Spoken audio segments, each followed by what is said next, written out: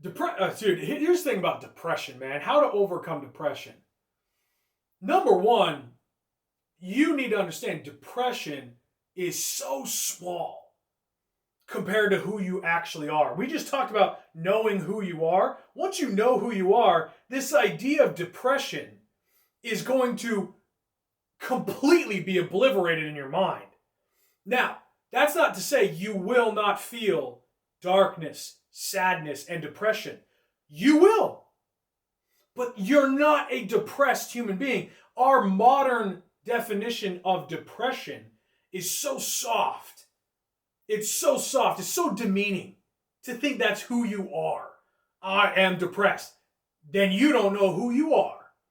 You're telling me you have to take pills given to you by a doctor that's going to melt your brain in order to handle it? No, no, no, no, no, no.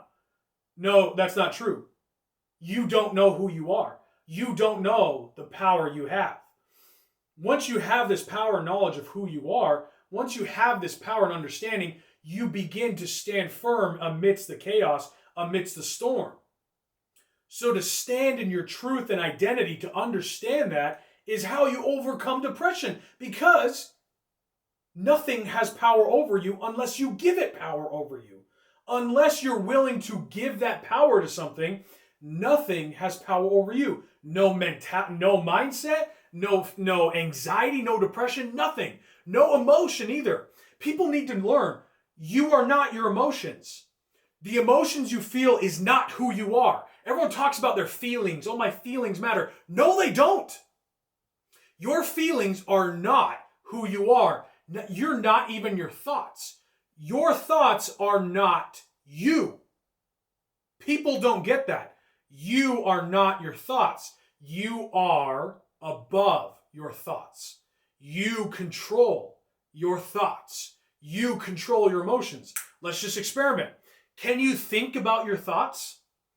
And can you actually think about your thoughts? Can you also change your thoughts? Can you start thinking about something else? And if you think about something, does that trigger a feeling?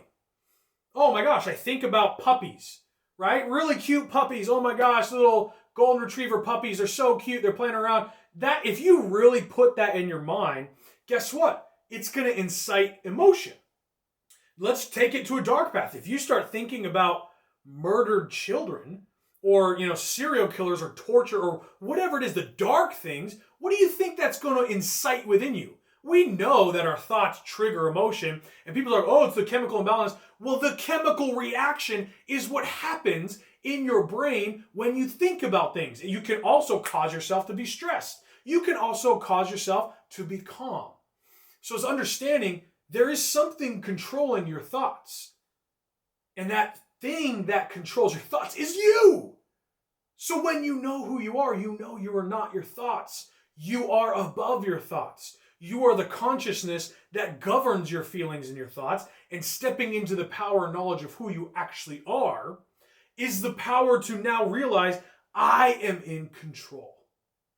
I am the power that brings life, that is life. I am the light. And if I am the light, then I am in charge. I hold the power. And again, once you realize your power, you take on the sacred duty and responsibility that comes with that knowledge. So understanding your thoughts are not you, and not allowing your thoughts to engulf you, is the key. So understanding this practice of controlling your thoughts. And by the way, one of the greatest gifts we've been given is our body. You can easily control the thoughts and emotions with the body. It's the tool to change your thoughts. So number one, we can, and I know a lot of people talk about the anecdote of getting more sun, exercising, right? Not being on social media all the time. You know why? Because being in video games, being on social media all the time, this constant comparison, you are engulfed in your thoughts, in the chaos of your mind.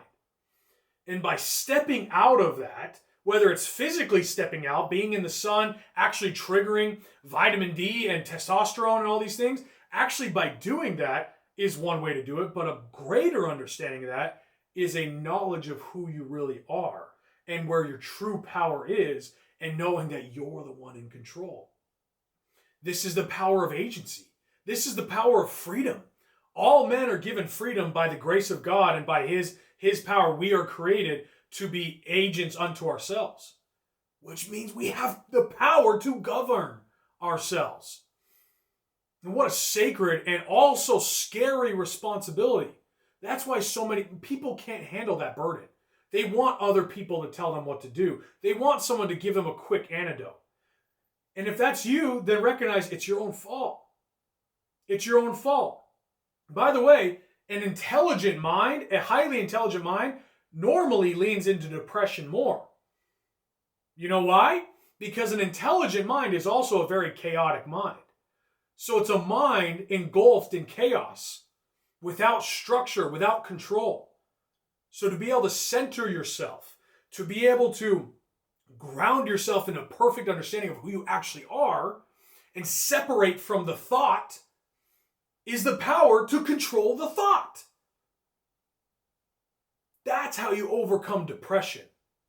Yes, there are other anecdotes to it. Step outside, exercise. I'm a fan of all those things. But guess what? You're taking control to choose something else. That is a practice of you controlling your own thoughts and feelings and emotions. By choosing to do something else, by choosing to put yourself into a different scenario, is that exercise of power to do those things. But we forget what it actually means to do that. We think it's just the sun or it's just the workout. Those do it. There's no question about it. But it is the choice to choose one versus the other that practices discipline, that practices order. And that discipline and order is order amongst the chaos. So you create order in the chaotic mind, and you are no longer spiraling in the loop of your own thoughts and feelings. There's a skyrocket of depression today because everyone's taught their feelings are what matter, that their feelings are the truth. It's not. Your feelings are not the truth. It's not your truth. Oh, it's my truth. It's it. No. There is the truth. There is the light and the darkness. It is only when I create a muddled in-between gray area where you lose yourself. If I can just divide that, and what does the truth do, by the way? The truth divides. And everyone talks about, let's not be divisive. Bullshit. Be as divisive as you can be because you divide. You separate good from evil, light from darkness. You separate. It becomes a choice. And that's what people need is a clear choice. They need clarity. And so in order to bring clarity, there must be division. And in order for there to be division, there must be right from wrong.